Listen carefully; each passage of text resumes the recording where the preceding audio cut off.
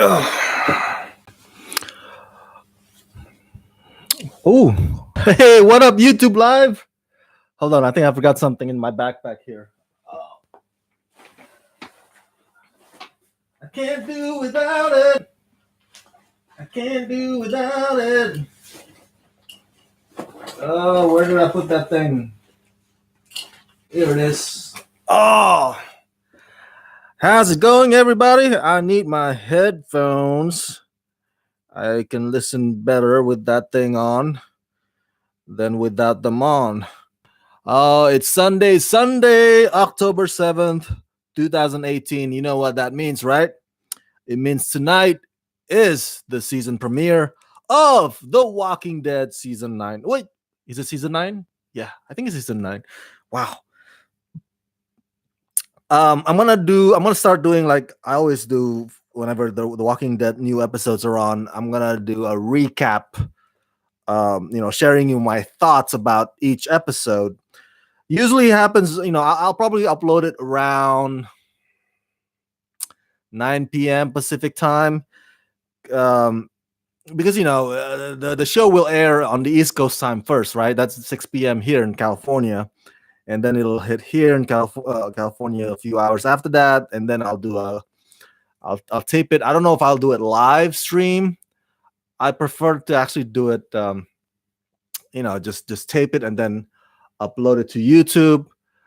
So that might take a bit of time, but yeah, I can't wait. I think I'm on the camp of I'm on the camp of the Walking Dead fans who by now,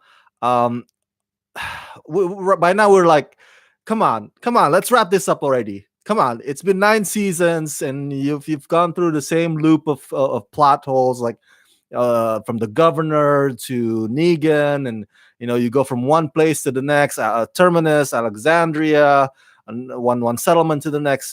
Come on, it's getting old. Let's end the show already. And I think this is tonight is the premiere of the season where, correct me if I'm wrong, but Andrew Lincoln's character Rick Grimes will finally exit the show. And there's the time jumped ahead. So tonight we'll see, maybe a few years later since season 8. So I can't wait. So stay tuned for my recap of that. Before we start with the topics, Robert says, "Hey Rama, how are you doing today?" Hey Robert, how's it going, buddy? And Robert says, "Rest in peace, Scott Wilson." That's right, rest in peace, Scott Wilson. We just talked about The Walking Dead last night or yesterday. Unfortunately, the news of the passing of Scott Wilson hit the web. He played Herschel Green on the Walking Dead series, so we will definitely miss him. One of the coolest character actors in the industry for sure. Before we start with the topic, and you know what, I'm gonna make Scott Wilson one of the topics to commemorate his legacy. But before we get to that, I just want to say, you guys, I just opened up a new GoFundMe for Rama Screen. So it's gofundme.com/Rama Screen. Very simple. gofundme.com/Rama Screen. A lot of people have been asking, hey, how can I help? But they can't help on a monthly basis. They can't help on a regular basis. But they wanna donate as a one-off, or maybe occasionally donate here and there, not necessarily regularly. And that's fine. If you want to do so, there is now a channel to do that. It's called gofundme.com/Rama Screen, a way to donate. There, I put the target around 10,000, but the reason is because I long to have my own, small podcast studio where I can do this weekly, instead of my bedroom, something more professionally, something with a better audio, something better with better equipment. And I've had publicists who came up to me or maybe emailed me. Either way, they said, "Hey Rama, we want to bring our talents for you to interview. Do you have your own studio? Can we bring them to your studio?" And I'm like, I don't have my own studio, unfortunately. So sometimes we would have to do the interview at the publicist's office or the talent's agent's office, or sometimes we even do the interview at Coffee Bean outside. So it'll be nice, convenient if there is some kind of a place where I can or the talents can come to my place and say, and we can interview him or her, and that'd be nice.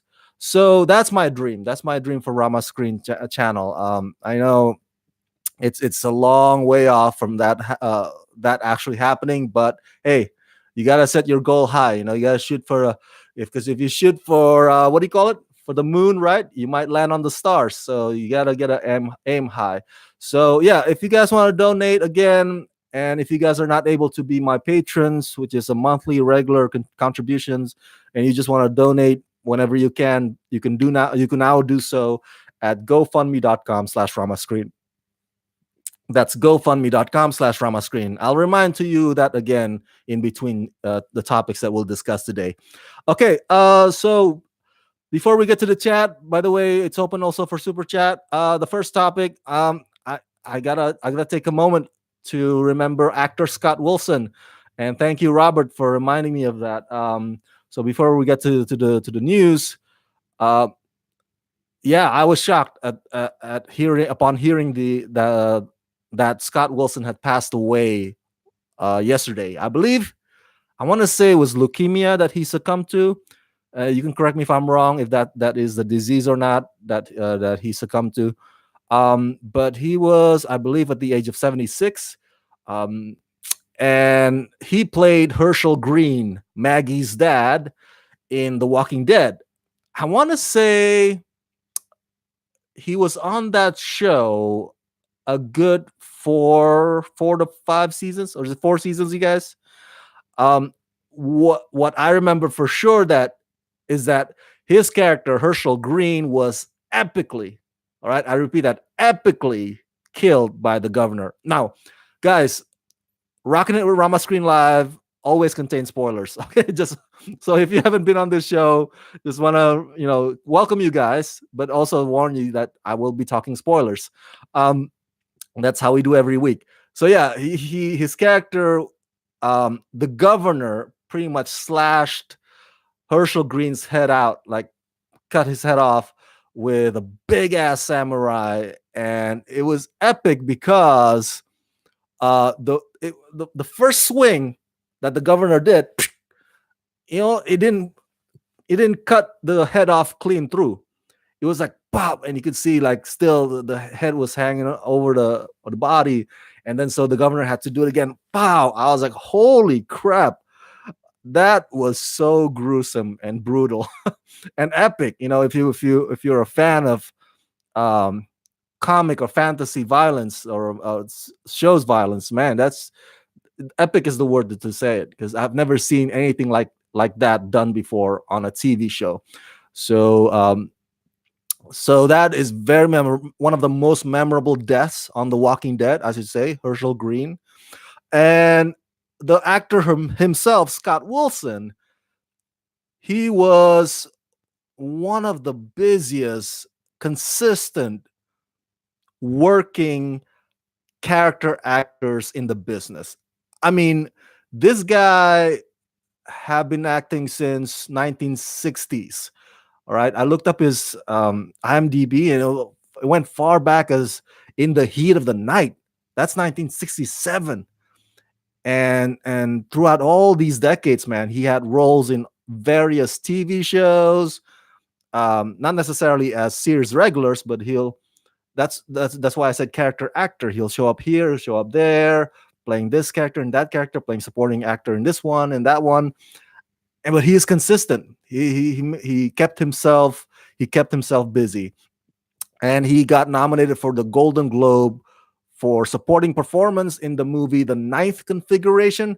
Has any of you ever seen that? I confession time, I've never watched The Ninth Configuration. Now I gotta put that on my must-see list. I'm curious now to see Scott Wilson's performance, Golden Globe nominated performance in that movie, which I believe also starred Stacy Keach back when he was younger.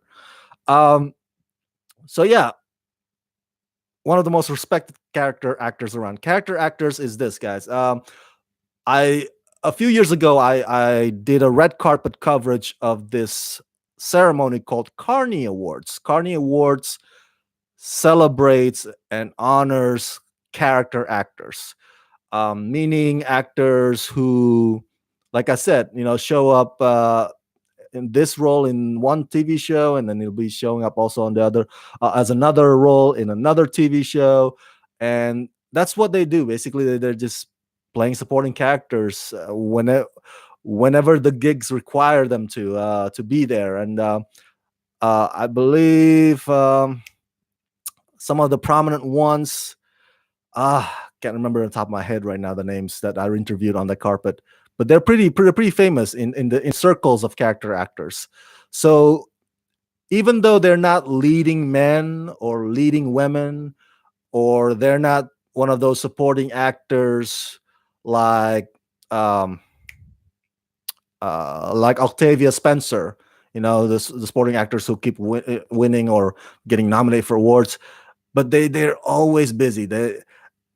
That's a key that's the thing that keeps them going. One of them told me on the carpets, like, because I asked them bluntly, like, hey, what's your advice to other actors right there out there who want to aspire to become the next Brad Pitt or the next Paul Rudd or the next, but maybe they don't have what it takes to be on that level.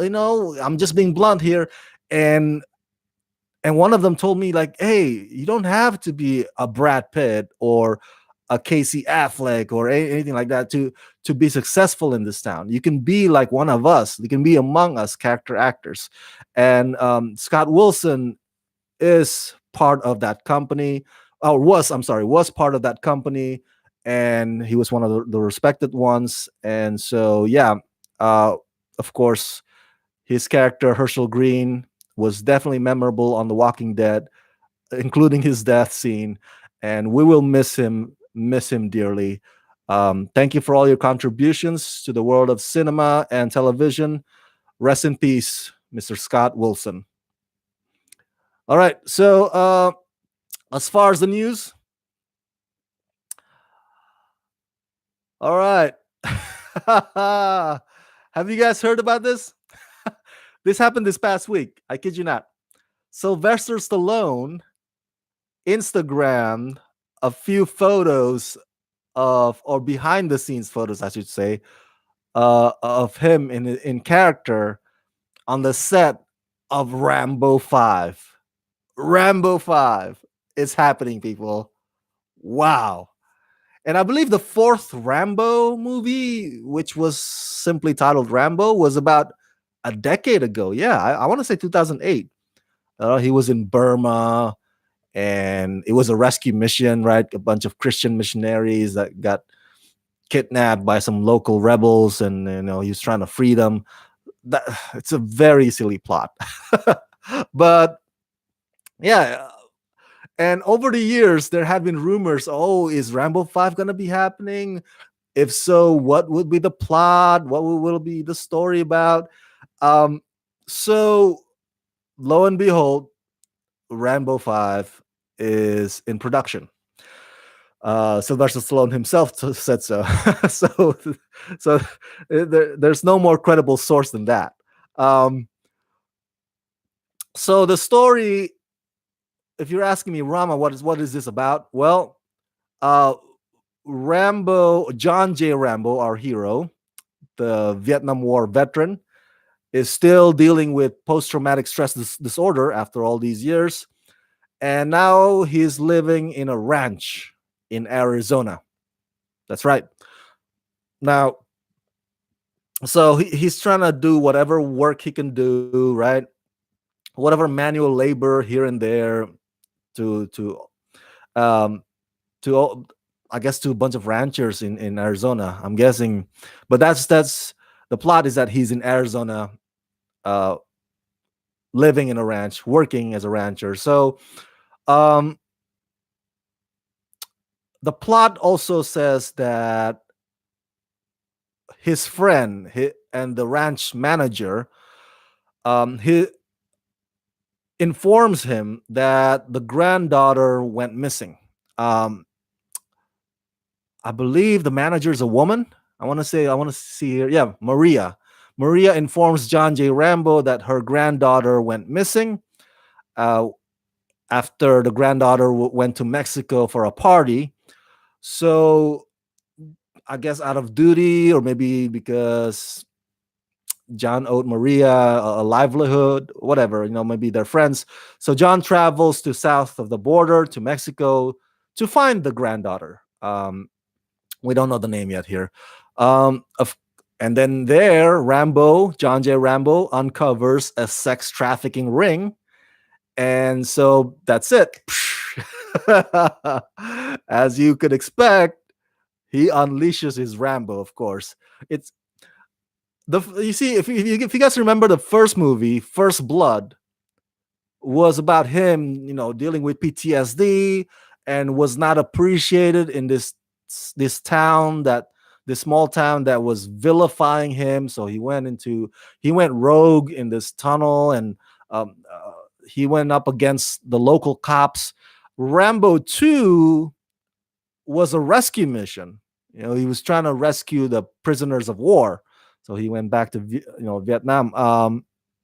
Rambo 3, I believe, if I'm not mistaken, I saw it just once years ago as a kid, was him helping the Mujahideen in Afghanistan, going up against the Soviets. It was the cheesiest plot. They're trying too hard to be relevant because of the Cold War that was happening at the time. And and then Rambo 5, he was in Burma rescuing Christian missionaries. So it's always been about rescue since the second movie, rescue mission. And then this time it's, rescuing this granddaughter from a sex trafficking ring. Now, what does that remind you of? Hello, Liam Neeson, Taken, anybody? So there's a bit of a Taken franchise feel to it, Crusader stuff again happening here. It's nothing new, nothing original. Sylvester Stallone, who directed the fourth Rambo movie, he won't be directing this one. It's going to be directed by a guy, two guys, yeah, Adrian Grunberg and Matt Cherselnik. What do I feel about this? Well, here's the thing, guys. If you've been following ramascreen.com for the past decade, when there were rumors about Rambo 5 and what the plot may have been about, it went through different versions. And I posted those rumors whenever they hit the web. One of the rumors, now, if you guys can recall, one of the rumors about Rambo 5, or the possible plot for Rambo 5, was that our hero, John J. Rambo, was going to hunt down, I kid you not, he was going to hunt down some kind of a genetically engineered beast, or a panther-like beast that escapes from some kind of a laboratory. So the beast is now out in the woods, and so Rambo's got to hunt them down before the beast, wreaks havoc and kills everybody in its path. So, oh my goodness, I kid you not, that was one of the rumored plot. There were other versions as well, and now we get to this one, rescue mission and sex trafficking ring. So it's not as silly as the other possible rumored plot. As I said earlier, this is more something that's been done before, like Taken. It's nothing original. It's another sex trafficking rescue. It's kind of, so he's gone to Burma, he's gone to Vietnam, he's gone to Afghanistan, now he's gone to Mexico. I don't know how to feel about that. It feels like we've gone down this plot before, and I feel like for somebody as iconic as Rambo, he deserves a more creative plot, right? It's not just Taken, but I think Man on Fire with Denzel Washington also kind of had that similarity. I was like, I guess when I read the synopsis, I wanted, like, come on, this is all you can do for Rambo. Now he's some kind of a cowboy, or a guy who works at a ranch. It's it's like they're not trying at all. So my enthusiasm level for this, if from a scale of 1 to 10, I want to say around 5 at this point.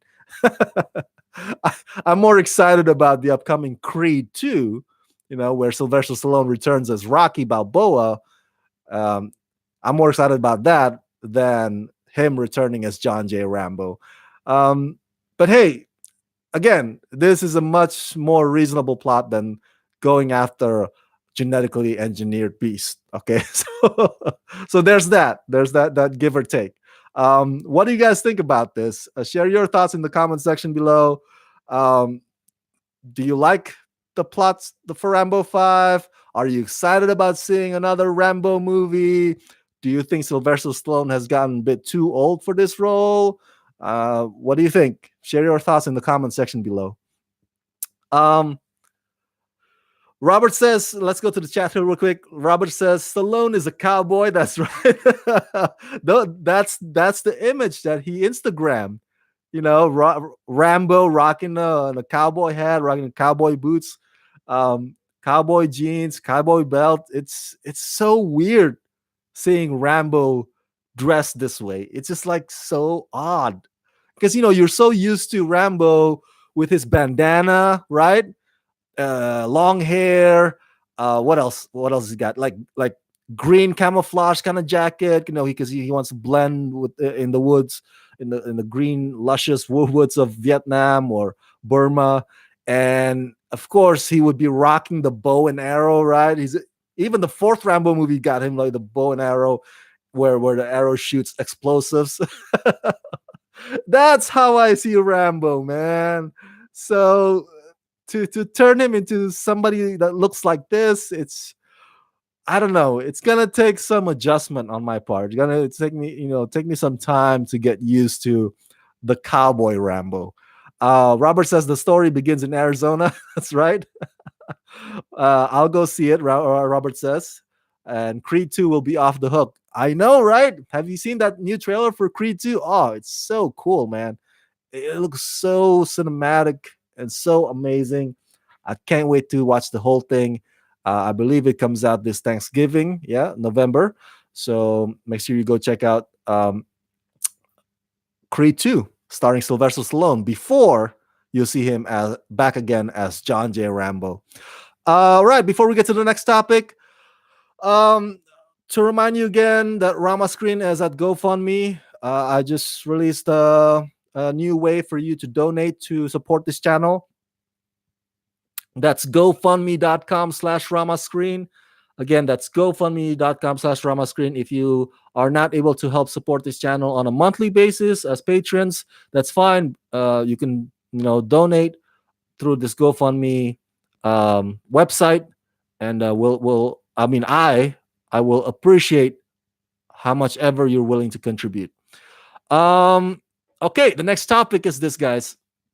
Before we get to the heavier ones, here's something that caught my attention this past week.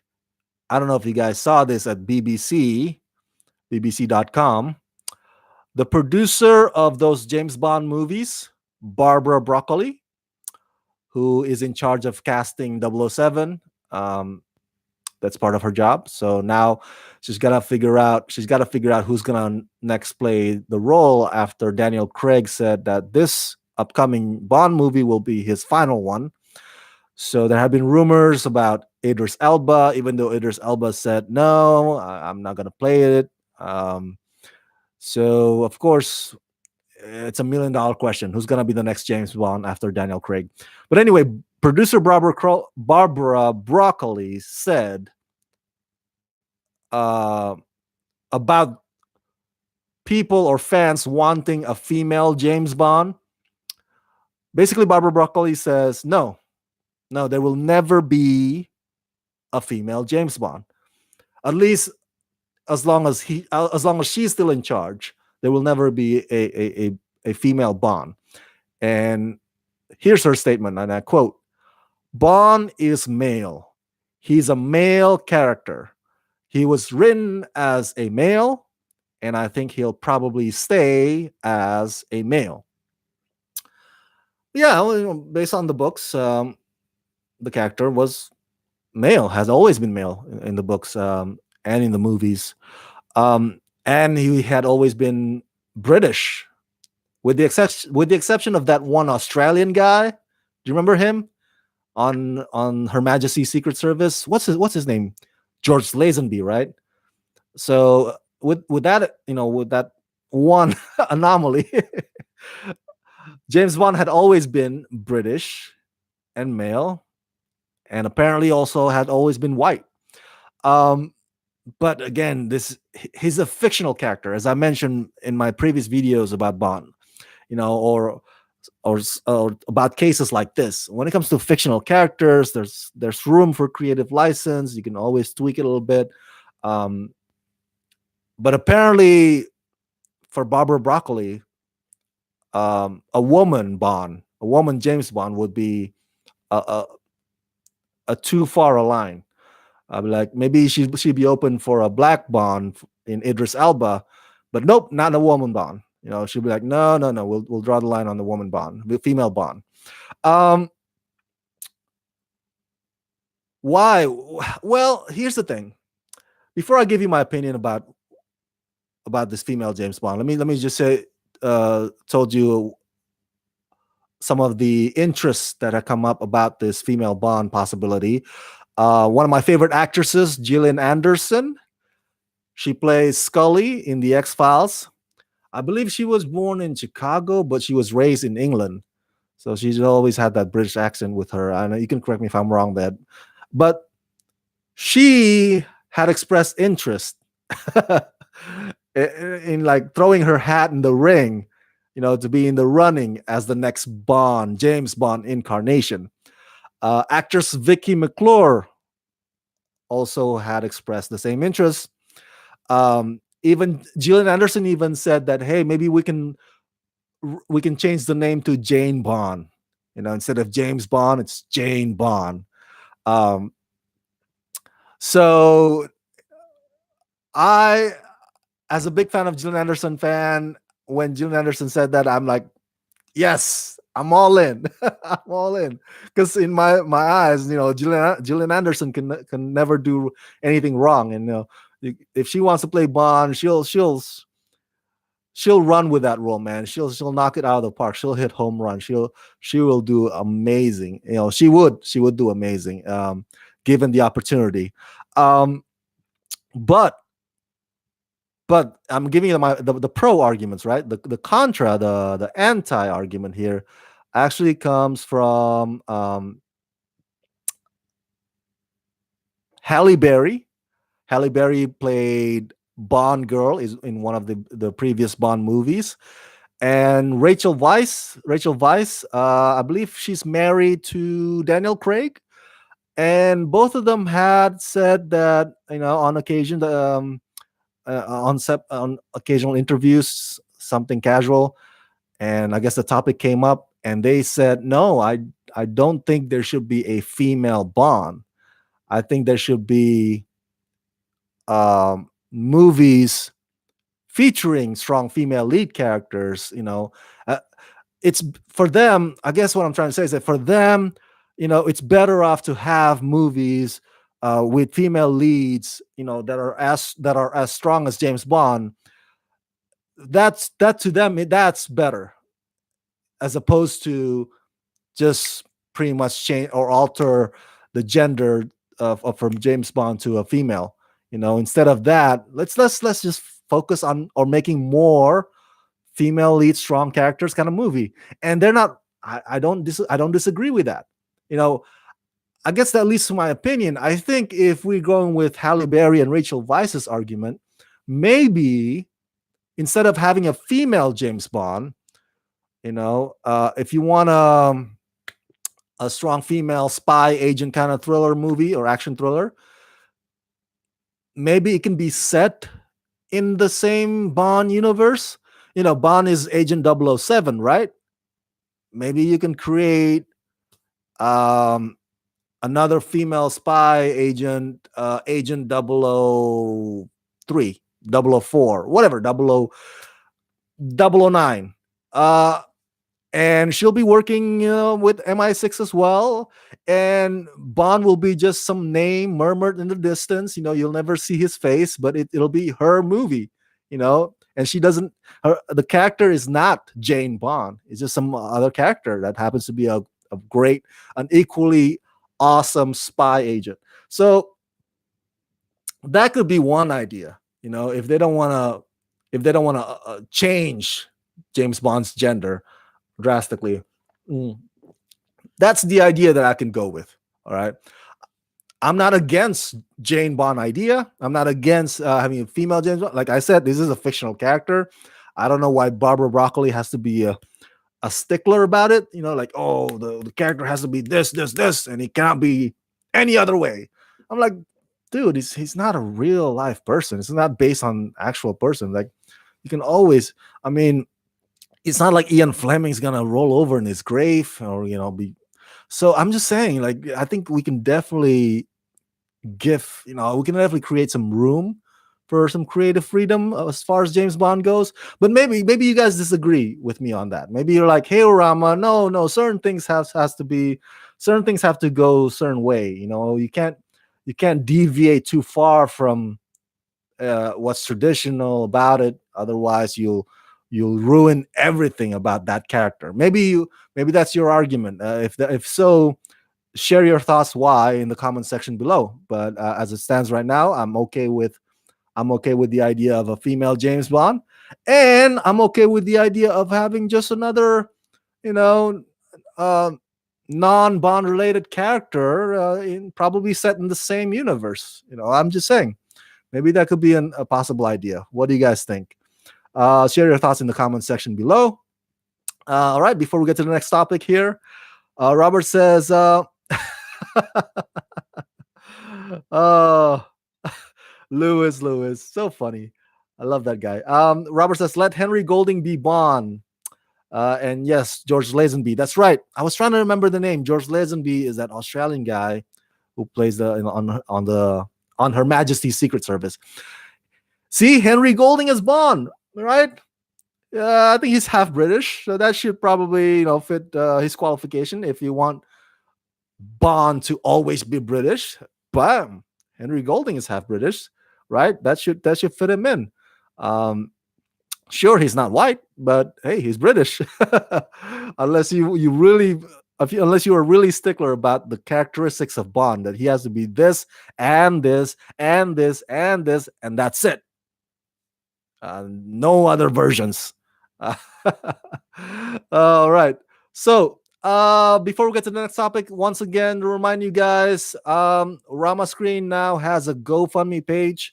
That is gofundme.com/Rama Screen. gofundme.com/Rama Screen. So if you guys can't contribute monthly as patrons, but you want to donate and help support this channel, either as a one-off or occasional thing, you now can do so at Rama Screen GoFundMe page. It's already active now, and I'll provide the link should be also in the description box below this video. All right, so the next topic. Here we go. We're making good time, people. All right, are you ready about this? I'm actually super stoked about this one. The Mandalorian. Bam! Booyah! Whoop, whoop. Boom! Shakalaka laka. Mandalorian. That's right. That is the official title of the new Star Wars live-action series that's being developed by none other than Jon Favreau, the guy who gave us the Jungle Book, Zathura. Of course, he also plays Happy Hogan in those Marvel Cinematic Universe movies. Of course, he directed Iron Man as well, and Iron Man 2. So he's a fantastic filmmaker. I love his movie Swingers, one of my favorite cult classics. So he tweeted out that the official title is The Mandalorian. And he also tweeted out the first photo from that series. And that production has officially pretty much kicked off. That's right. And if you're wondering who will be directing some of the episodes, there are some usual suspects like Dave Filoni. Dave is the guy behind Star Wars: The Clone Wars and Star Wars Rebels. He's going to be directing the first episode, and then some other pretty interesting names. Rick Famuyiwa. He's the guy who helmed Dope. All right, have you seen the movie Dope? It was pretty dope. um, Deborah Chow. She has directed episodes of Jessica Jones. And Taika Waititi, huh? He directed Thor Ragnarok, which to be honest, I did not enjoy Thor Ragnarok, but that's another topic for another time. It's probably the worst of all the Thor movies, in my opinion. But that doesn't take away from the fact that Taika is a fantastic filmmaker. He's done other movies as well. And wow, check this out. I'm looking at the list. Bryce Dallas Howard. Bryce Dallas Howard will also direct some of the episodes of The Mandalorian. That is fantastic. She is a wonderful actress. You may recognize her work in such movies as Jurassic World and Jurassic World: The Fallen Kingdom. And she's also Ron Howard's daughter. Apparently, the filmmaking skills run in the family, apparently. So can't wait to see this. If you're wondering, also the plot, let me read to you here what Jon Favreau tweeted out. The Mandalorian is set after the fall of the Empire and before the emergence of the First Order. We follow the travails of a lone gunfighter in the outer reaches of the galaxy, far from the authority of the New Republic.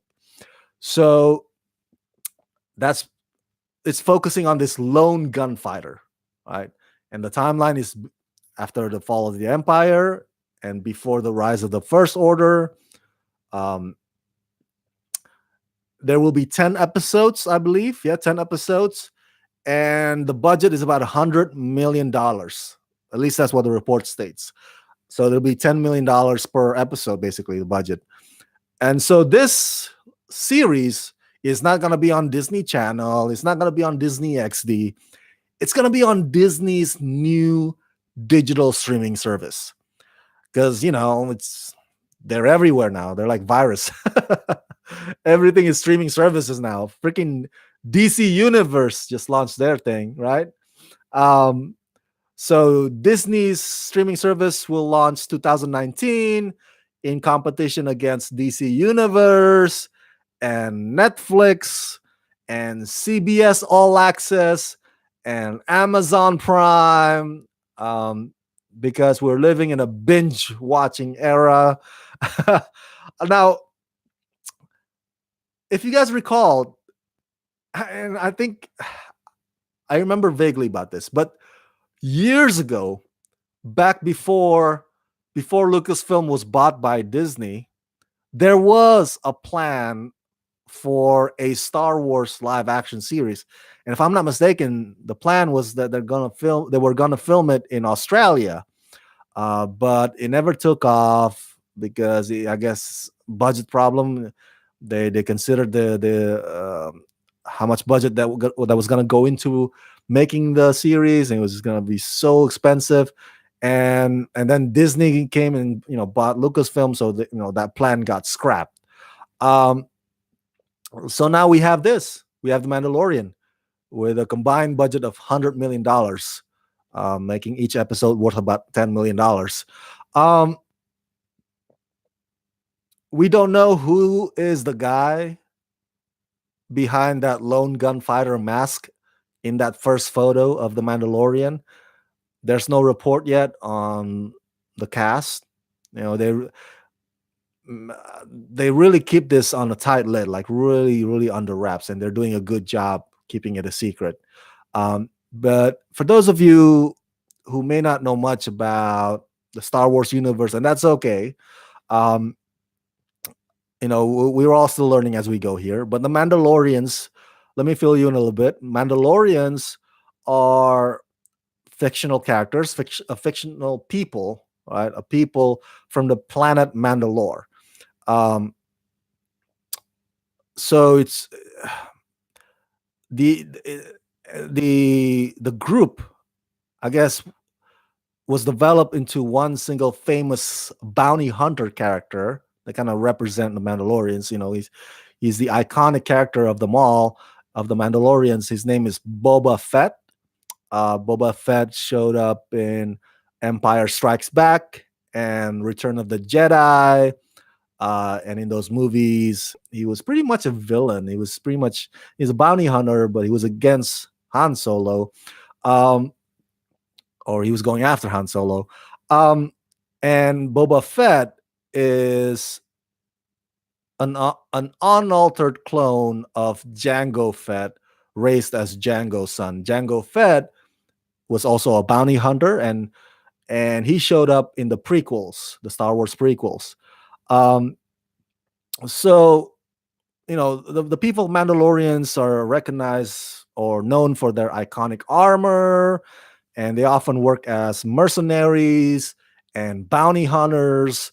And so you've seen versions of their character, the Mandalorians, versions of Mandalorians depicted in not only in those movies, but also in Star Wars Rebels, for example, and the Clone Wars series. And now we have the Mandalorian, this one lone gunfighter. We don't know what his exact name is yet, and who the actor playing him. So, what's my reaction to this photo and this news? I'm excited. All right, I don't know about you guys, but I'm excited. I'm stoked. As we discussed in previous weeks, how Star Wars movies are gonna see a slowing down, and that's a good thing. Because we've had like a Star Wars movie for each year now, and it's getting to the point where people are like, God, I love Star Wars, but I don't want to hate Star Wars. They just keep showing up way too often in the theaters, in the multiplex. And we don't want to get to that point where we have Star Wars brain freeze. So I'm glad that there's going to be a slowing down after episode 9. At least that's what Bob Iger said. Um, and this Mandalorian series is probably is the one that's gonna pretty much keep us company while we wait for Rian Johnson's Star Wars trilogy, whenever that arrives. All right, while we wait for the other Star Wars movies that are being developed by the Game of Thrones creators. So this is gonna keep us company for a while. This and that anime series Star Wars Resistance. So it's cool. I hope we can binge watch it. I don't know what the format is for the Disney streaming service. Maybe it's still gonna be a weekly thing, because CBS All Access, it's not bingeable. CBS All Access, they release it every week, so a new episode every week for Star Trek Discovery. So it's not like the whole 13 episodes in just one drop. So we don't know yet what the format will be for Disney. By the way, this Disney streaming service is also developing new Marvel series. All right, you've heard about it. We spoke about it before, about the shows focusing on Loki and Scarlet Witch and some other projects. It's gonna be interesting. It's gonna be interesting to see what they have in store for us. Oh my God, so many shows. How do you keep up? I can't keep up anymore. Dang it. In the 90s, there were just like the TV's networks, and that's it. That's all you got, right? There's no internet. So now it's just like so many options. I'm like, I'm overwhelmed. I'm like drowning in all these shows, man. I'm doing my best, okay, to keep myself informed, so that when people say, "Hey, have you seen that?" and I'm like, "No, I haven't, but I've read about it." At least I can say that much. Yeah, The Mandalorian out, gonna be available out on Disney streaming service, which will launch in 2019. What do you guys think? Are you guys excited? Or are you guys not excited? Do you guys think that there's just been too much Star Wars lately? We could use a break from Star Wars. What do you guys think? Share your thoughts in the comment section below. All right. Let's go to the chat here. Robert says, I remember you had to wait 3 years for a Star Wars movie during the original trilogy. Yeah, that's true. That's true. And, it took even longer from the original trilogy to the prequels. So, and let's not forget the holiday special. That's no, let's not even remember the holiday special. That was so cheesy. Um, but yeah, good point, Robert. It got to the point where, oh man, we just had The Last Jedi. Now we're gonna have Solo just 6 months later, and now we're gonna have like this next week and this tomorrow. I'm like, dude, it's they become like pesky guests, those guests that keep coming or showing up at your home. You're like, dude, come on, I like you, I love you, but let's have some space here. Let's meet, a few years later. Let's rekindle this love again. Not tomorrow, but 5 years from now. Come on, people. Uh, so that's how I feel, at least for now. But what do you guys think? The next topic here. All right, before we get back to, Robert also says, Diesel Film says Ewoks. Yes. Can we have an Ewok only movie? Come on, you know, none of the regulars from the Skywalker saga. Just Ewok centric Star Wars movie. Let's have that. Wouldn't that be awesome? I think that's a fantastic idea, Diesel Films. I'm all for it. Um, Robert says there's never too much Star Wars. I can't wait. Really? Okay. Okay, that's cool. That's cool. As long as the content or the movies are good. That's right. That's right. Man.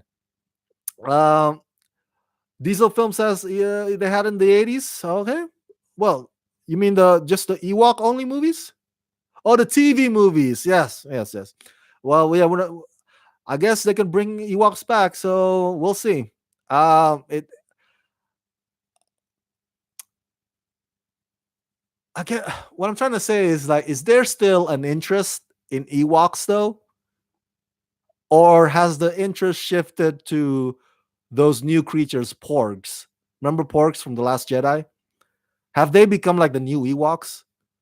Hello, maybe we're probably the only, you and I, Diesel Films, probably the only ones that's still kind of like Ewoks. Maybe other people are already moved on from Ewoks, but who knows? Um, Robert says just space out the Star Wars content. Yeah, I'm okay with that idea.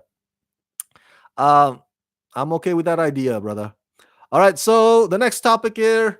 Okay, this one is not movies related. This one is not TV related, but I really gotta. This one cracked me up. I really this falls under entertainment, all right? Because Rama screen covers movies, TV, and entertainment. And I just want to speak briefly about this because this cracked me up. This really entertained me this past week when it happened. Banksy. Banksy. Did you guys hear about this? The the infamous reclusive street artist, graffiti artist Banksy has done it again. What did he do this time?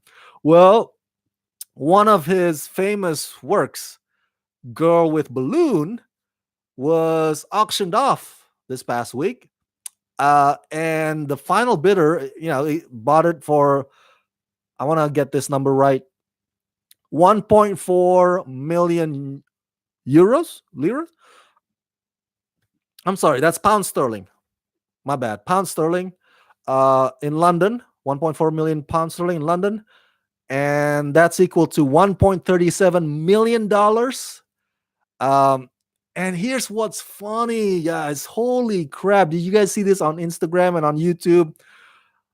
The moment that the final bid was announced, right? Sold for $1.37 million to, well, they never announced the bidder. We don't know who the person is. Boom. Once the gavel, hit, bam, bam, bam, sold. All of a sudden, the girl with balloon artwork that was in the frame all of a sudden you could see it go down through the bottom of its golden frame, and it was shredded. Basically, the bottom part of that frame worked as a paper shredder. So it came out like, oh my goodness, holy crap. You got to check out the video. People were just so shocked. They were looking at the artwork on the wall. One moment they were like, wow, I can't believe you got sold for $1.37 million. That's a lot of money for something like this. So they were looking at it, and the next moment they were kind of like shocked. That you can see like, everybody's like, holy crap, gasp, in the room, and it's like, as the paper went down and he got shredded. Oh. And on the Instagram account of Banksy, the caption was going, gone. Oh my goodness. Now for those of you who may have lived under the rock this I don't know, this past decade or so, Banksy is this infamous, like I said, infamous street graffiti artist, uh, who often shows up here and there, and he would create graffiti art that's, some of them are social political commentary driven, some of them are just like, he would see, for example, a crack on the wall, right, a huge crack on the wall, and he would make some interesting, fascinating art out of that. He would draw like there's some like I don't know, something you probably that wouldn't cross your mind, but when you see the end result, you'd be like, wow, that actually looks good. That actually looks pretty cool. You make something beautiful out of that crack on the wall, and that's what he does. And you just never know when he'll show up, when he'll do his stuff. Now, to me, in my opinion, I think Banksy, because his identity is never revealed, or has never been revealed. I think Banksy is a collection of artists. I don't think he is just one guy or one woman. I think Banksy is a collective, sort of like a secret society thing, kind of like any artist can just be Banksy. Kind of like Spartacus. I'm Spartacus. No, I'm Spartacus. I know. I'm Banksy. Oh, I'm Banksy. Anybody can be Banksy. Um, so if I'm an artist and I feel like I want to make a social commentary art on that billboard over there, or on that street curb over there, and I will do that, maybe at night when everybody's asleep, and sign it Banksy, and that'll be like, oh my goodness, Banksy strikes again. Um, and if my neighbor wants to do the same, or another person, another local, another neighborhood, I should say, and he will get to be Banksy too. That's what I mean. I think it's a collection of artists, not just one person. At least that's my theory. At least, I mean, we'll never know. But I think this whole thing with the girl with balloon is a prank, or was a prank.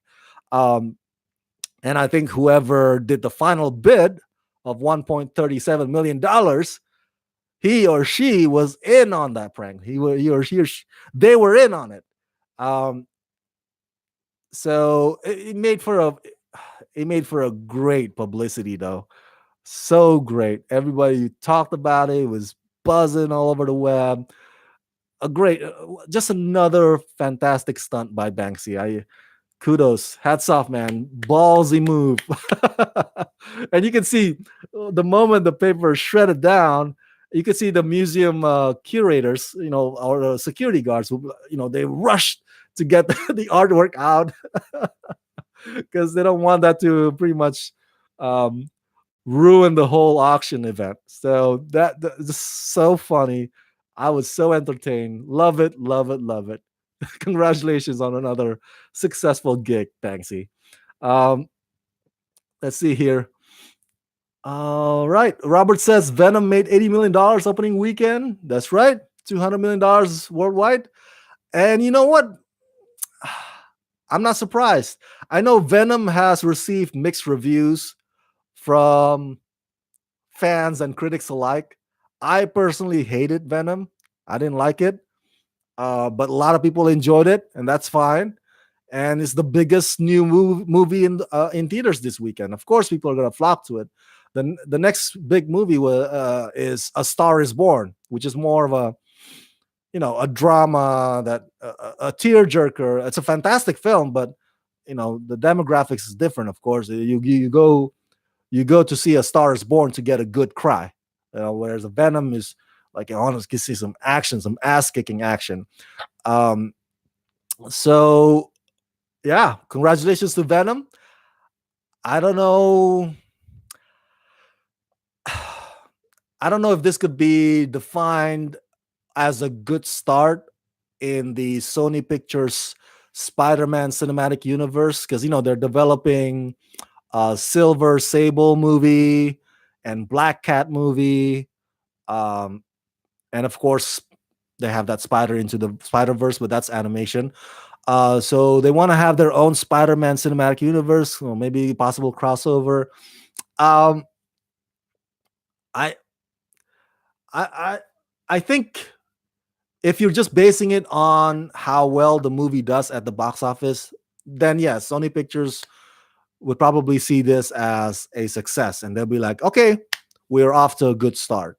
So let's bring in the other ones. Let's bring in Black Cat. Let's bring in Silver Sable. As far as storytelling quality, I think personally it's off to a bad start.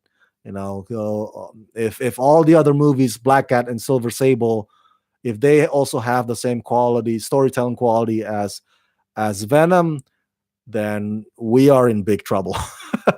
That, at least in my opinion, is like, oh my goodness. And then I would, if that's gonna be the standard for the rest of the Spidey cinematic universe of Sony Pictures or Sony Pictures Marvel property, then if that's the standard, then my enthusiasm for Black Cat, Silver Sable movies and whatever comes next, I think they're also making Morbius, right? Morbius, the Living Vampire.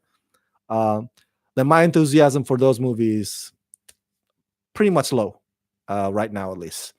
Um, Robert says, I enjoyed Venom.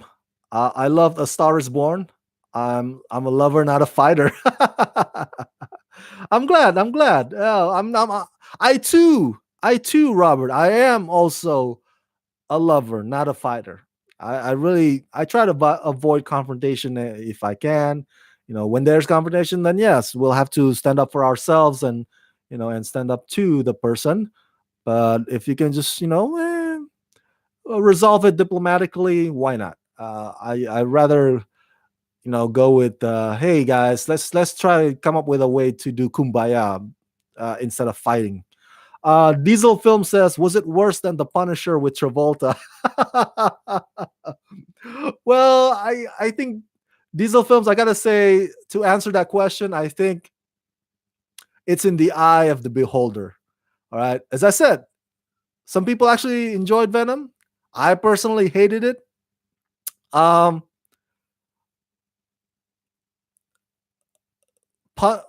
in relation to, or in comparison to The Punisher, starring Thomas Jane and John Travolta, is it worse or better? That's depending on your perspective. I personally like Thomas Jane's performance as the Punisher, even though the movie itself was not perfect. Diesel Film says, could not have been worse than Gotti. God, I keep hearing this Gotti. I never actually watched Gotti. I'm sorry, guys. And people have told me, Rama, you gotta watch it. It's probably one of the worst movies ever made. Okay, how really worst movie, worse than some of the other crapolas I've seen in the past year. So I'm really curious now. I gotta see Gotti. I'll find it on VOD or somehow just to check it out because I like gangster movies. I like gangster stories. I'm very familiar with the real life true story of John Gotti, but I guess the movie starring John Travolta is pretty shitty. At least that's what people have been telling me. So Robert says we only act if we have to, right, Rama? That's right. You got that right. But thank you for the reminder, Diesel Films. I really got to check out Gotti. Definitely. I'm really curious now. All right, we're making good time here. The next topic is Margot Robbie as Barbie. Holy smokes! Margot Robbie will be the star of the live action Barbie movie that's being developed by Sony Pictures. Now, if you guys remembered, this is the same project that initially had, well, first it was Amy Schumer that was attached to star um, as a lead. And then she exited, and then Anne Hathaway was attached to it, and now it's Margot Robbie. No longer no longer will the project star Anne Hathaway nor Amy Schumer. It'll be Margot Robbie, and if all goes well, she'll also executive produce this project. Um, I'm sorry, it's not going to be developed by Sony Pictures. I'm reading the article right now, and I got to correct myself. It's gonna be developed by Warner Brothers. No longer. It was at Sony Pictures, but now Mattel found a new partner, and that partner is Warner Brothers. It was at Sony Pictures for a long time, but the rights reverted back to Mattel, and so Mattel now teamed up with Warner Brothers. Um, so yeah, that's the update to this project. The screenplay is by Hillary Winston. I'm reading the article right now as we speak. Um, and here's the thing: if you guys think that this is um, just a movie about Barbie, like happy-go-lucky Barbie, no, it's actually the story's gonna be about a misfit who lives in a land, perfect Barbie land. All right. So this misfit, she lives in a perfect Barbie land, and she comes to the real world, kind of like Enchanted with Amy Adams. Her character goes to the real world, and so in this real world, she finds that her being a misfit is actually an asset. Maybe she gets made fun of a lot in the Barbie land, but in the real world, turns out, oh, wow, I don't have to be perfect. I guess myself is actually good enough. So that's the idea of the story. They haven't actually released the official plot synopsis, um, but it's gonna be contemporary. It's gonna be set in present day, and the article on the Hollywood Reporter said that the movie will deal with contemporary spin on beauty, feminism, and identity. Uh, Now, Margot Robbie is one of the most beautiful women on earth. I don't know how she will. I guess. I guess in a way, she has played a misfit before. Tanya Harding, right? If you've seen I, Tanya, you've seen Margot Robbie pretty much became Tanya Harding as this sort of like a white trash character. The ice skating world kind of looks down on her, and she always like, man, I gotta always work twice as hard as everybody else in this business. So in a way, Margot Robbie already has experience with being playing a misfit. Um, but the idea of her, if I go with the log line that they've released, the idea of somebody as beautiful as Margot Robbie perceived as just normal or not beautiful in a Barbie land, that cracks me up. Because have you seen Margot Robbie? Have you seen Margot Robbie? That she's like a living, walking Barbie. All right, so we'll see how this we'll see how this works out. Um, I remember though when Amy Schumer was attached to star in this, there were some backlash, and much of them is kind of sexist. I was on the camp of like, or I don't necessarily see Amy Schumer as Barbie. It's not that I'm against it, but I don't. I guess I can't visualize Amy Schumer as Barbie. Maybe that makes me a bad guy for saying that. I can't visualize Anne Hathaway as Barbie either. So it has nothing to do with you know looks, I guess, or that the perception that Barbie has to be super skinny supermodel kind of looking. I can't even visualize Anne Hathaway as Barbie. So, but I can visualize Margot Robbie as Barbie. Maybe that's just it's an eye of the beholder kind of thing. So, but I remember when Amy Schumer was attached to it, a lot of people were like, "No, no, no, no, you can't have Amy Schumer as Barbie." And some of them, it's not necessarily about Amy Schumer's appearance per se. Some of them are they, at least from what I read, they don't like.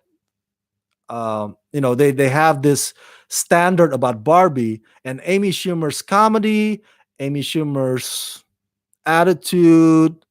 I guess to them, don't live up to that Barbie standard that they have in their heads. But again, based on the article that I just shared with you, they're trying to look for a contemporary spin about beauty and feminism, especially in the Me Too era that we're in right now. So we'll see how that works out. Um, I know that Amy Schumer came out with that movie I Feel Pretty, right? That's to me that's kind of like Amy Schumer's middle finger, middle Amy Schumer's fu to the haters out there.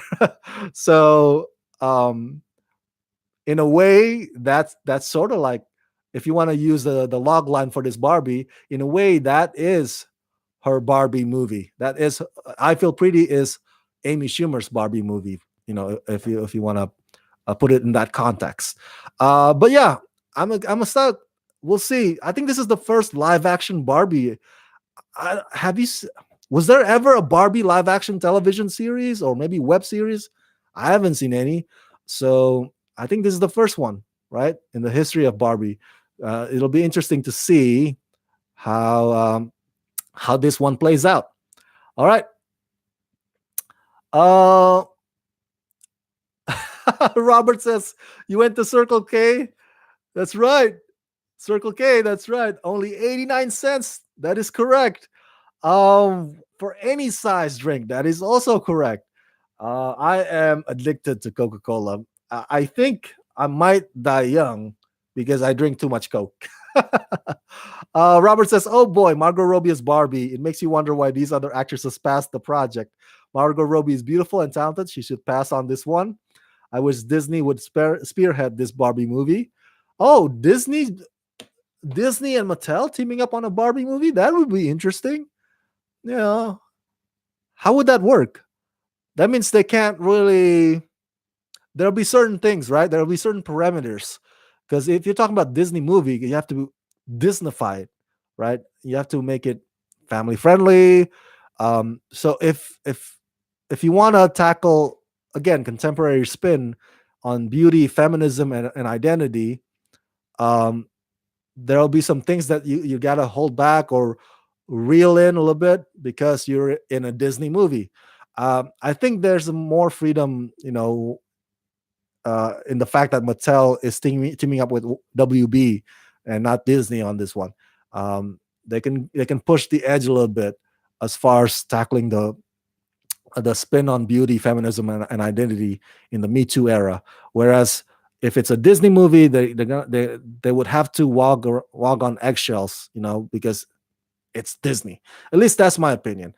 Not to belittle your idea, Robert, but I think that's if you are teaming up with a Disney movie, then you're gonna have to abide by the way they play their game.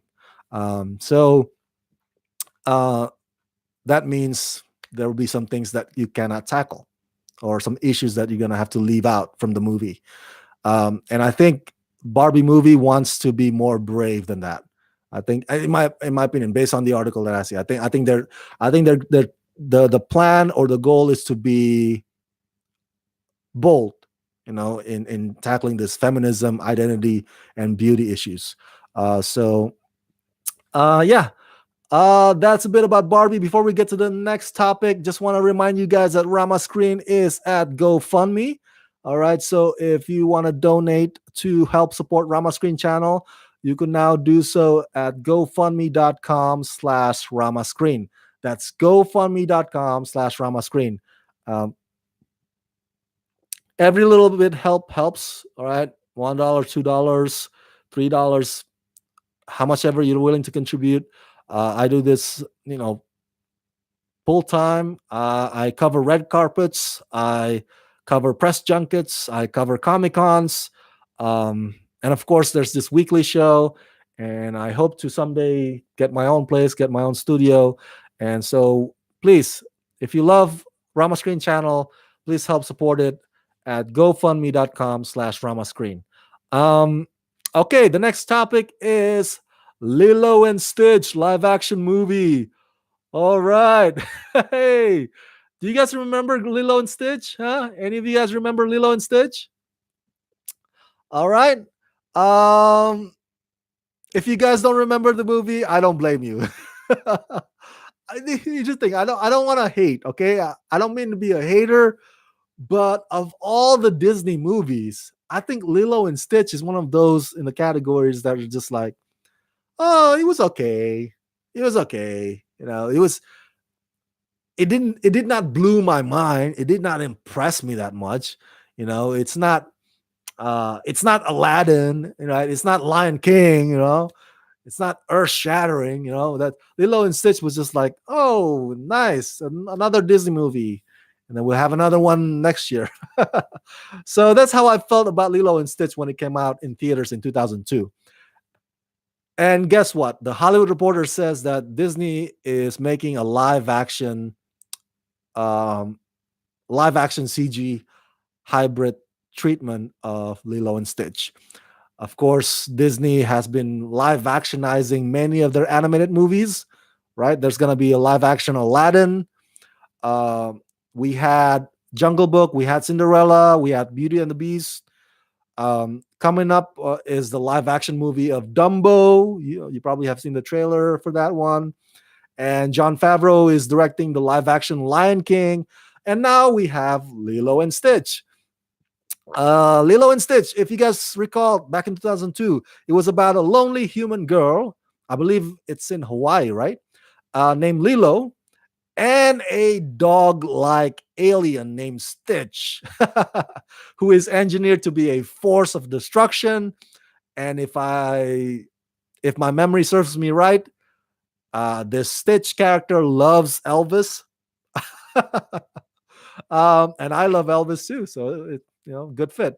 Um, Here's the thing: when I heard about this announcement, I was number one. My first reaction was I was baffled because I thought that Disney was not going to live actionize their movies from the year 2000 and up. I remember reading somewhere either Bob Iger or Sean Bailey. Sean Bailey is the guy who is in charge of Disney's live action movies. Either one of them. I remember reading somewhere um, that he said that they're just gonna focus on making live action movies of their classic animated films all the way through the 90s. That's why we're also gonna have Mulan live action movie. I thought they were not gonna touch the movies from the year 2000 and on 2000 and on. But I guess I was wrong. Because Lilo and Stitch came out in 2002, and now we're gonna have a live action movie of Lilo and Stitch. Now, Lilo and Stitch was one of the last remaining films of Disney that were hand drawn animation. If you guys remember, it was Lilo and Stitch, and there was Atlantis, right? Remember Atlantis? There was Treasure Planet, and of course Princess and the Frog, and that's pretty much it. The rest, up until now and till foreseeable future, Disney movies have been 3D CG animated features, not no longer hand drawn. Um, so the movie Lilo and Stitch, when it came out in theaters, it had a budget of, let me read to you here, $80 million, and it banked about $145 million at the box office domestically. And it spawned direct to video sequels, and I believe there was also a Lilo and Stitch series both of which I had never watched. Um, so right now, though, the reports or the article said that it hasn't been decided whether a Lilo and Stitch live action movie will be released theatrically or it will be released on Disney's new digital streaming service. Remember, the same platform that's gonna house the Mandalorian series. So I to me, I think, again, I'm not trying to be a hater here, but I think they should really consider releasing Lilo and Stitch movie on that new platform of theirs, Disney's streaming service. As opposed to um, the theatrical releases. Um, I think they would have much better luck if they would go with a, a, a a character that's more iconic than Lilo and Stitch in the theaters. So something like Lilo and Stitch movie to come out on a streaming service platform, I think that would be more than sufficient, at least in my opinion. Um, so yeah, that's it. That's a bit about Lilo and Stitch live action movie. Shit, what do you guys think? Are you guys excited about this one, or are you guys feeling like, yeah, whatever? If it exists, if the live action movie doesn't exist, I'm cool either way. What do you guys think? Share your thoughts in the comment section below, as always. All right, let's go here. Oh yeah, Robert says, "You're right, Rama. Look what happened to James Gunn." Robert was referring to my previous or earlier comments about if you team up with Disney, then you gotta make sure the project or the script is the script abides by Disney's family friendly environment. And so yeah, James Gunn is one example. So I think Barbie. I'm just speculating here. I think the Barbie movie wants to push the envelope a little further. It might have, I don't think it would be rated R, but you want to tackle those feminism issues in a much, relevant, grounded, unafraid way. And in order to do that, they cannot do it within Disney's, parameters. Um, Robert says you'll get your own studio, Rama. Oh, thank you. I hope so. Either that or I would have to quit being, a YouTuber, which I don't want to do because I love being a YouTuber. I love talking about movies, TV, and entertainment. I love chatting with you guys. So hopefully that dream comes to reality. Robert says, I remember Lilo and Stitch. I'm waiting for a Willow sequel. A Willow sequel, really?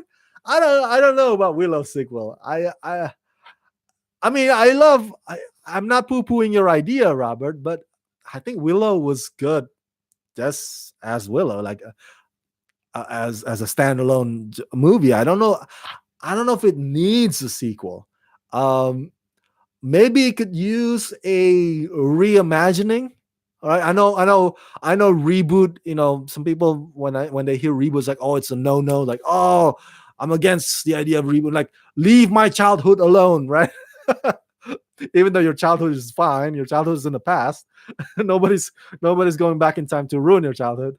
It's like, but they're like, the arguments, leave my childhood alone. Don't reboot, stuff that I grew up watching and loving. But I think um, Tyler says, stop rebooting my childhood. But I think Willow could use, could you just imagine Willow using or being told using today's visual effects, using today's technology? That would be fantastic. I would love to see that, Willow. So a reimagining of Willow, I would not mind. I don't know about Willow sequel. But yeah, retelling it for today's generation would not be a bad idea, in my opinion. Robert says Lilo and Stitch should be released on the streaming channel. That's right. That's my opinion too. It's like if you release it in or release it theatrically in the movies on the big screen, I don't know if you're gonna get much for that buck, right? I don't know if you're gonna get much return on investment on that one. But if it's out on streaming service, the Disney streaming service, it's much safer that way. At least in my opinion. I don't see people, at least I haven't seen it. Maybe I'm the only one, but nobody's like, oh my god, why can't they make Lilo and Stitch live action movie? Or like, oh, I'm so excited for that Lilo and Stitch. No, I'm not hearing any buzz about that. I'm not hearing much excitement. So it would be much safer for Disney to release it on their new streaming service platform as opposed to theatrical release. So yeah, Robert says, Rama, don't quit. Oh, thank you. Yeah, hopefully I don't quit. But a man's gotta eat. A man's gotta eat. A man's gotta do gotta pay the bills. So the next topic. This is the last. Yes, this is the second to last topic. Not the last topic, second to last. So thank you for tuning in. I know we've gone for like an hour, more than an hour here. But I want to hear your thoughts about this. Okay, so Chris Evans this past week tweeted out something so heartfelt, something so sad, something that made a lot of people cry. And I gotta be honest with you, I kind of teared up a little bit. I was like, oh no, don't leave, Chris, don't leave. What am I talking about? What am I talking about? Well, apparently he finished filming his parts for Avengers 4, and he tweeted out, let me read to you here what he said, and I quote, officially wrapped on Avengers 4. It was an emotional day to say the least. Playing this role over the last 8 years has been an honor. To everyone in front of the camera, behind the camera, and in the audience, thank you for the memories. Eternally grateful. Wow. If that's not the saddest goodbye letter, I don't know what is. Holy crap.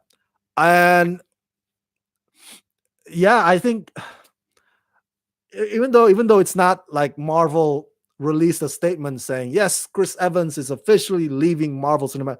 There's no such official statement, but I think it's safe to assume that that means Chris Evans is leaving MCU. With the I mean, just look at the wording on this tweet of his. Come on, how else or what other way can you interpret it? Can you define that other than him leaving? Like, that sounds sad. Like, oh, guys, after 8 years, goodbye. What was that? That movie, The Truman Show. The Truman Show, right? Jim Carrey. If I don't see you, what did he say? Good morning, good afternoon, and good night. um. So okay, so here's the speculation. All right, either Captain America gets killed or gets killed off in Avengers 4, or at the end of the Avengers 4, he just says to Nick Fury, "Screw this shit, I'm going home." in other way, in other words, he's going off into the sunset and he's retiring from the superhero business. So either he gets killed or he just at the end of the movie he just walked out and pretty much passed the torch to somebody else. Now, I'm more inclined to believing that Cap is going to end up sacrificing himself as or in the collective process of trying to defeat Thanos. Because as you know, Cap survived the Infinity War. He was not among those that dusted away, and so it makes sense if by the end of Avengers 4, I don't know, something happens and he has to sacrifice himself because otherwise the team would not win against Thanos. And that would be like the saddest, heartbreaking moment in the movie, but also the heroic moment for Cap, right? And it'll be like the perfect send off, right? Because he's the hero, right? So I think he's gonna die. That's my money is on Captain America dying in Avengers 4. What do you guys think?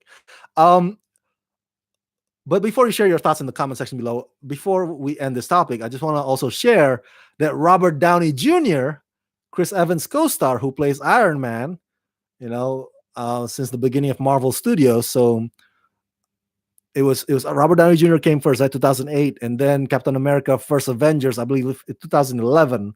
The movie was 2011. Um, Robert Downey Jr. also tweeted out an image in response to Chris Evans' tweet. Robert Downey tweeted out this image of Buzz Lightyear and Woody from Toy Story. And the caption is, "We all know who the real sheriff in town is." I guess implying that Cap is Woody and Iron Man is Buzz. It's so adorable. It's an adorable, heartwarming response. Uh, you know, a possible way, or Robert Downey Jr.'s possible way of saying yes, goodbye to you too, Chris Evans. Thank you for all the years. Um, you know, unless I'm reading too much into it. um, but yeah, that's his response. And I gotta say, uh, before before Chris Evans was cast as Captain America, all right, I I don't remember the other people who were also in the running for the role. There were other, actors who were also competing to get that role. Um, if you guys recall, Chris Evans played Johnny Storm, the Human Torch, in those crappy Fantastic Four movies. Um,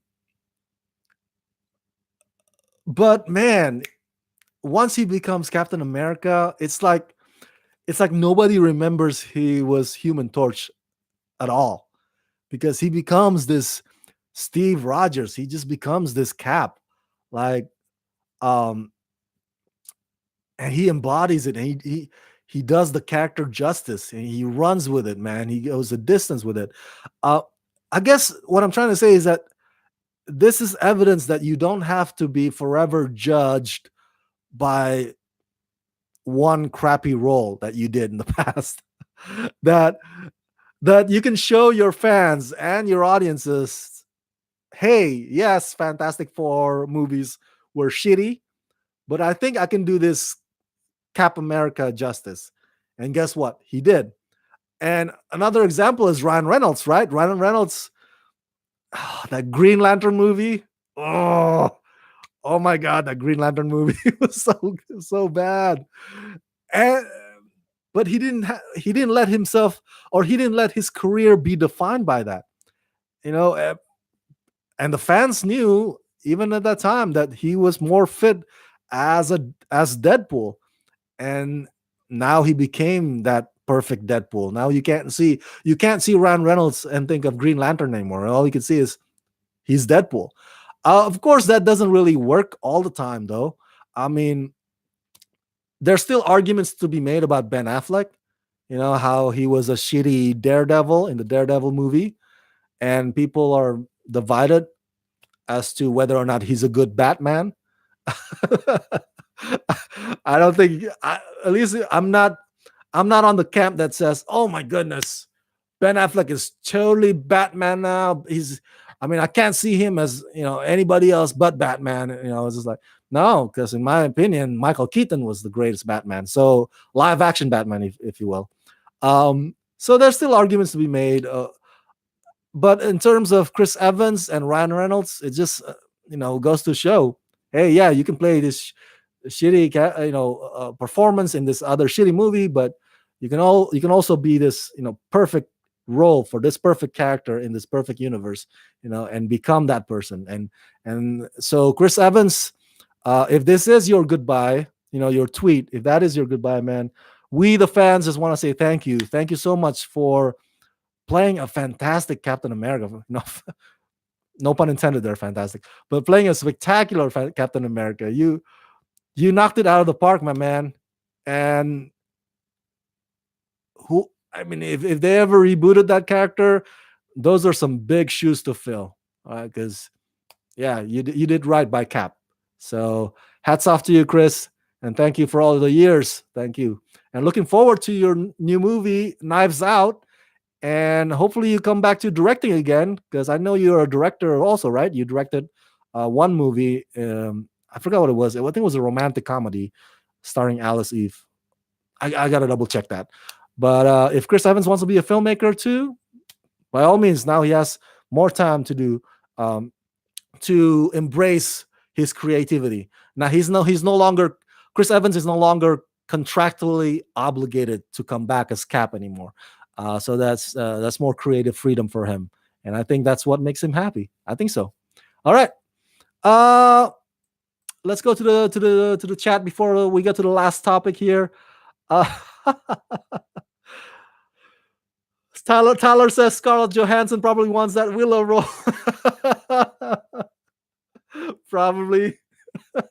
And it's gonna get backlash too, right? Because people are gonna be like, why cast Scarlett Johansson in that role? Uh, Diesel Film says Chris Evans was a good villain in the movie The Iceman. He should do more roles like that. Okay, yeah. Now he'll have more time to do more roles like that. Um, Tyler says, "Put Captain America back in the fridge for us for use in later films. For use in later films." I like that. I like that. That's funny. John Krasinski almost was Captain America. That's right. John Krasinski was one of the names, right, that were in the running for that role. Ah, thank you for bringing that up. I know there were like more than at least four names, and Chris Evans was definitely one of them, and John Krasinski was the other one. Um, Diesel Film says John Krasinski should play Richard Nixon. Okay, that's an interesting idea. That's out of the blue there. I was like, okay, that's the last person that played Richard Nixon was Frank Langella in Frost Nixon, and before that, it was Anthony Hopkins in the movie Nixon. Uh, Robert says, "Wow, no, it is sad. Bye, Chris. Yeah, it is sad, but at the same time, it's not like anybody died. It's not that kind of sad. He's just now Chris Evans can move on to uh the projects that will get his creative juices flowing again, right? Instead of just being stuck in one character, he can be a director again. Like I said, he directed something in the past. I can't remember right now what the movie was, but he can go back now to directing to it if he wants to, or he can act in other thrillers, what have you. All right, the last topic, I gotta talk about this, and only because I am a huge Star Trek fans. Okay, I'm a huge Star Trek fan. I grew up with Star Trek: The Next Generation. I think Captain Jean-Luc Picard, is the best Star Trek captain ever. All right.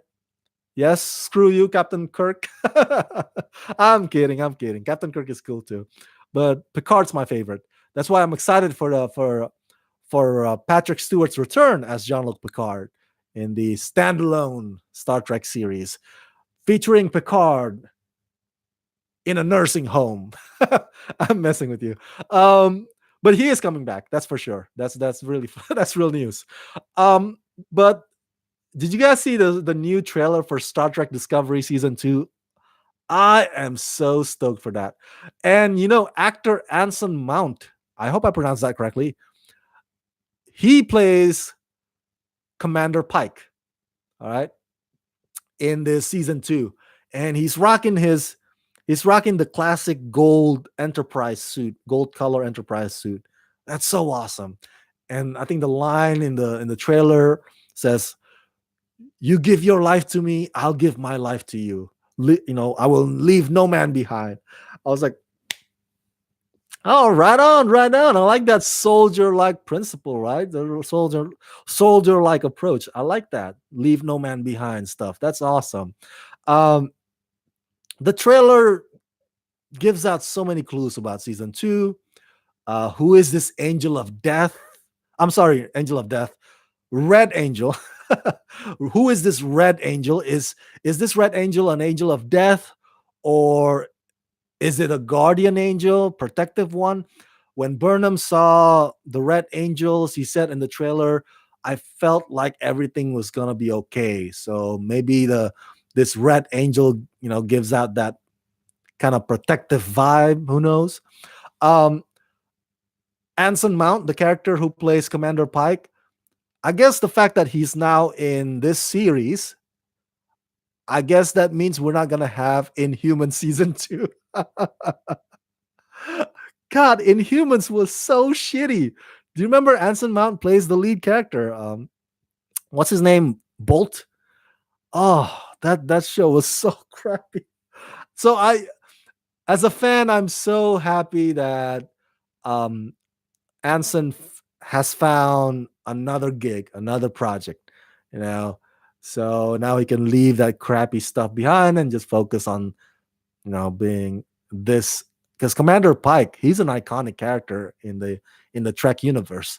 So and from the trailer I could see um Anson just exudes that gravitas and that leaderships, that taking charge persona, and he exudes it really well. And I'm looking forward to that, to the entire season 2 with him on it. Let's see what else in the trailer here. I have my notes. Michelle Yeoh's character, because we know that she comes from the mirror universe, right? So not the Captain Georgia from the Discovery universe. um, so now it seems that she is up to no good. At least what the trailer suggests. There's something shady that she's planning under her sleeves.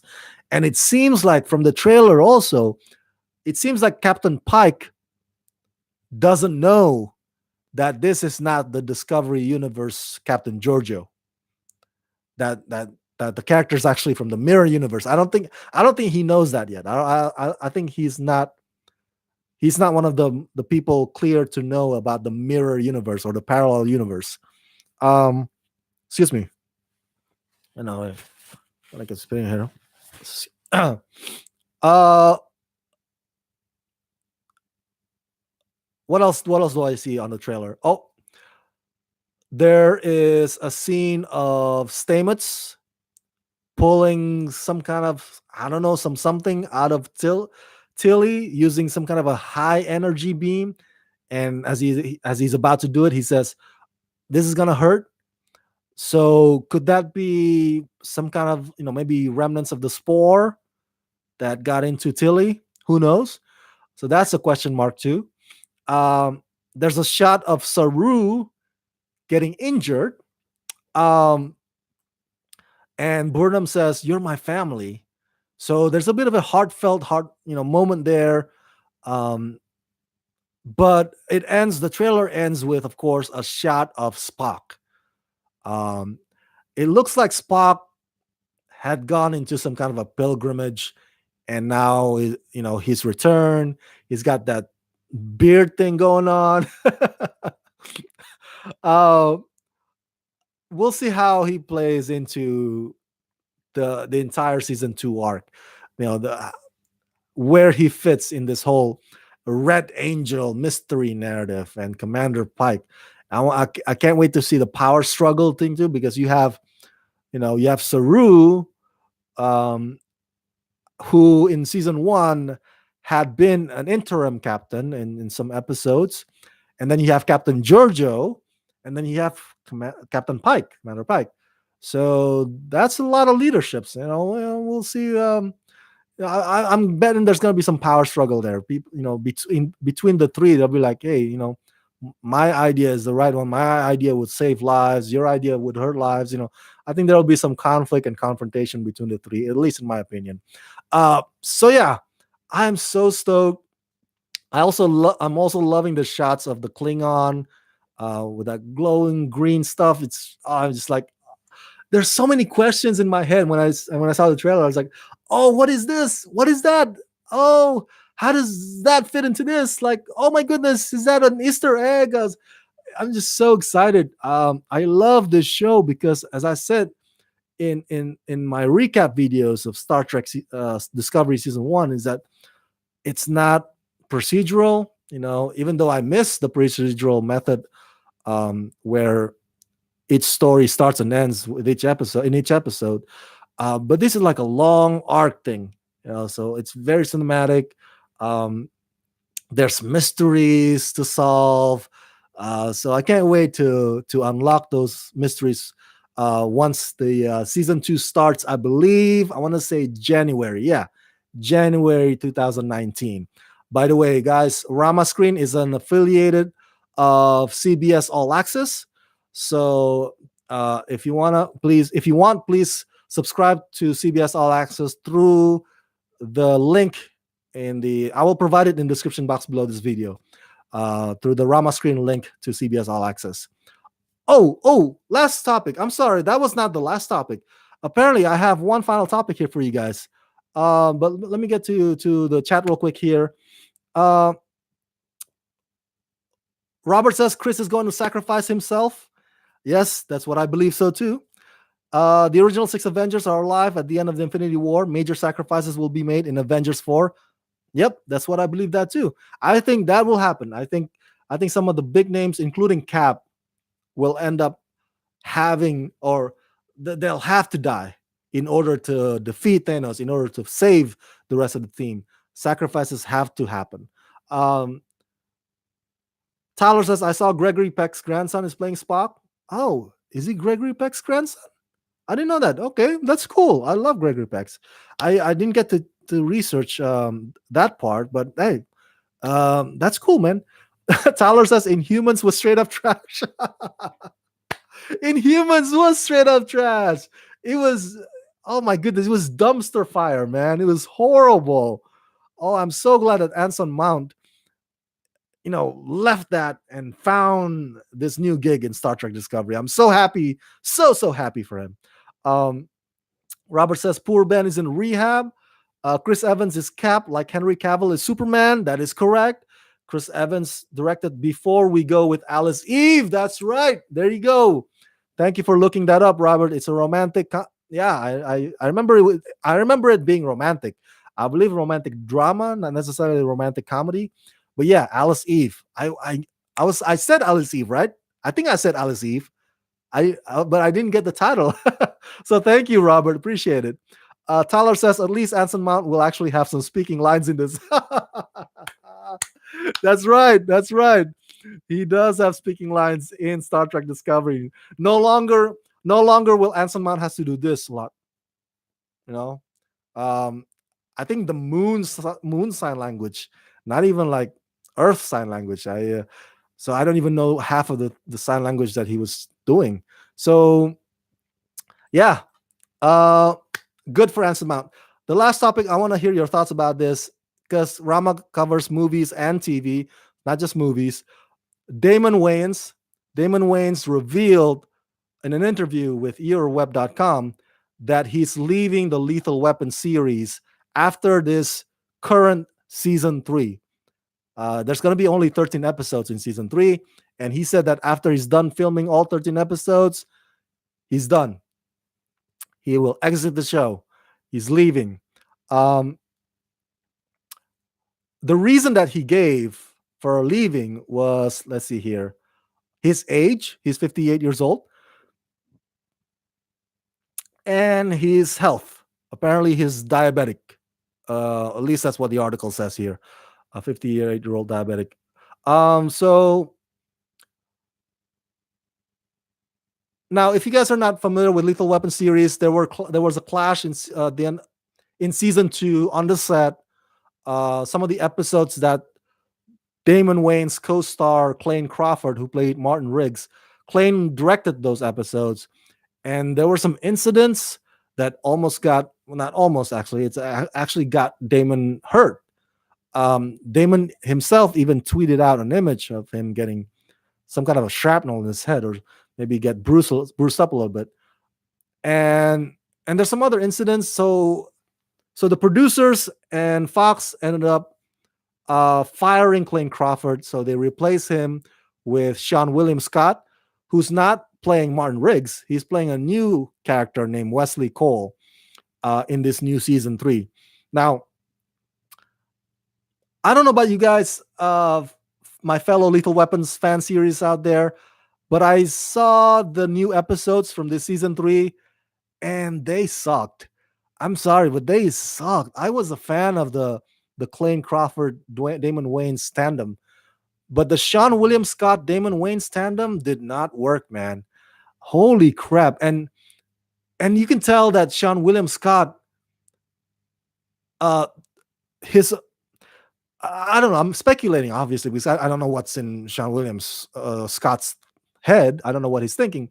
But from that performance in those 2 episodes, it seems that he's so careful. He's so, even though his character is all about, chaos and stunts, but his character is also like always tries his best to not piss off Murtaugh. And that's not what Martin Riggs did. Martin Riggs always tried to press the Murtaugh's buttons every chance he could. But it's as if Sean William Scott says, "Hey, you guys fired Clayne Crawford. I don't want to get fired too. So I'm gonna play along here. I'm gonna okay, whatever you put on the script, I'll say it. I'll say those lines. I play those acts. Just this is my first series regular gig. So you could solely tell that it's as if Damon Wayans, and I've heard people say this. I don't know Damon Wayans personally, but it seems like Damon Wayans is a diva. Um, Now Damon Wayans is the lead star, even though they're actually co-stars, him and Sean William Scott. But judging from these two episodes, yes, now the Damon Wayans is the main attraction, as you say, the main attention, and Sean William Scott's character's drama is just something that is there. That's the impression I got. I miss that banter, that Riggs Murtaugh banter. The Cole Murtaugh banter does not have the same magic. It does not have the same punch.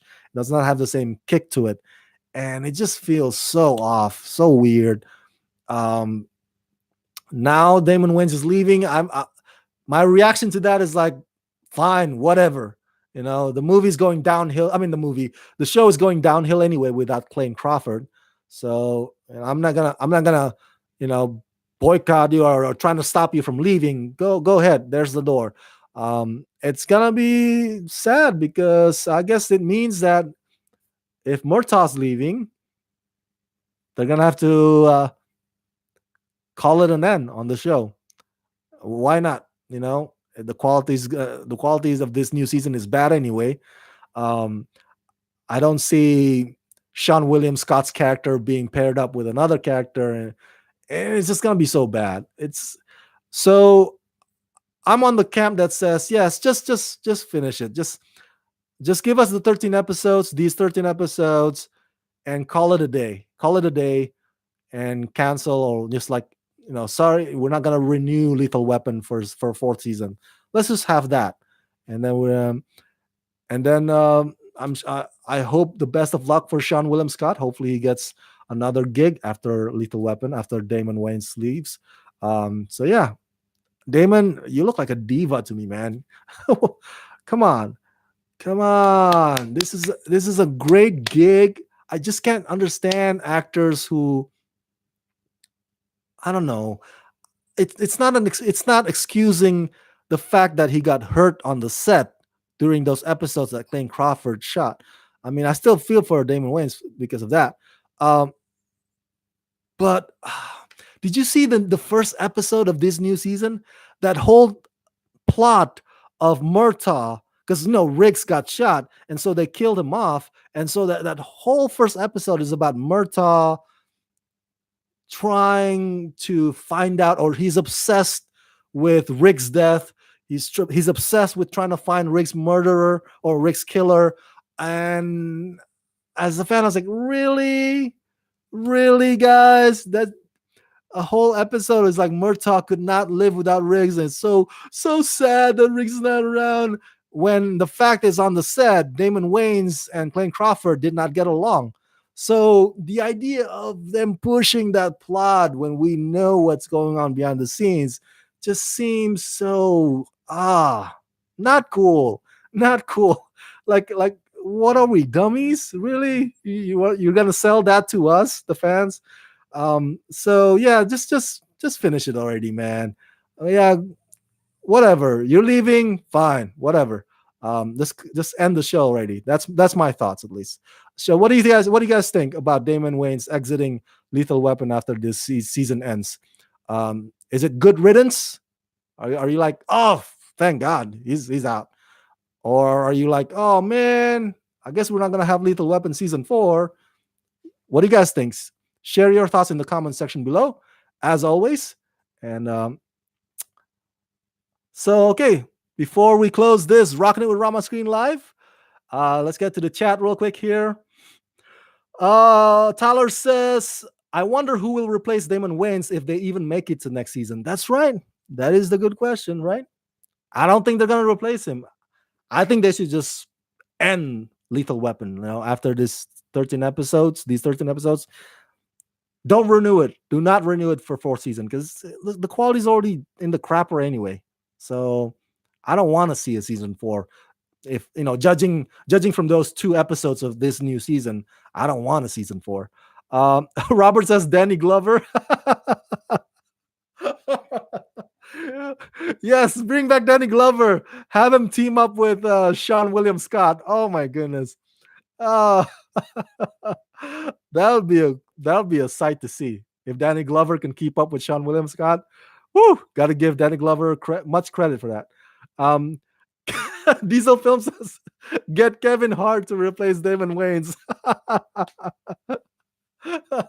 Hey guys, real quick about Kevin Hart. I mean, you agree with me, right? I think Kevin Hart is. Don't get me wrong. I love his comedy. I think Kevin Hart is one of the funniest people on the planet.